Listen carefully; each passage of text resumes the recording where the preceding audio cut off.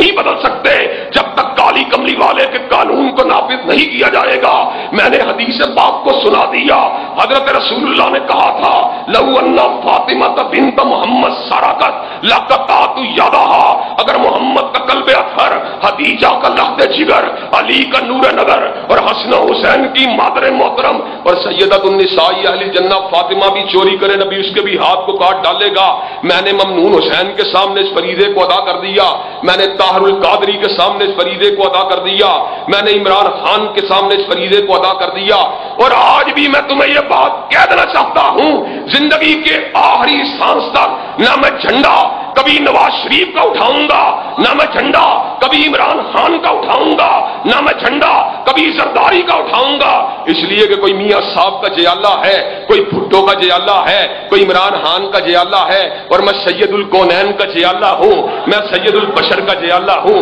میری نگاہ اگر ہوتی ہے جامع کوثر پہ ہوتی ہے، میری نگاہ اگر ہوتی ہے حوض محشر کی شفاعت پہ ہوتی ہے، میری نگاہ اگر ہوتی ہے حضور کی پگڑی مبارک پہ ہوتی ہے، میری نگاہ اگر ہوتی ہے حضور کی ردائے مبارک پہ ہوتی ہے، میری نگاہ اگر ہوتی ہے حضور کے نالین شریفین پہ ہوتی ہے، میری نگاہ اگر ہوتی ہے علم نشرہ کے سینے پہ ہوتی ہے، میری نگاہ اگر ہوتی ہے ورافانہ لقا ذکر کی شان والے پہ ہوتی ہے، اللہ کی قسم ہے میں اس سیاری کی سیاری سیاسی کشمکش میں شکستوں کے زاموں کو سہ سکتا ہوں، لیکن میں اس کرسی کو اپنے بھوٹ کی نوک کے ساتھ ٹھڈا مار کے دور پھینک دوں گا۔ جو مدینے والے کی غداری سے حاصل ہو، جو قرآن و سنت کی کو چھوڑ کے حاصل ہو، اللہ کے فضل و کرم سے ہم اقتدار کے اندر پہنچے یا نہ پہنچے، اور اللہ اگر چاہے تو پہنچا سکتا ہے، اگر ہم پہنچیں گے قرآن و سنت کا نعرہ لگا کر پہنچیں گے اور مدینے والے کا جھنڈا اٹھا کر پہنچیں گے۔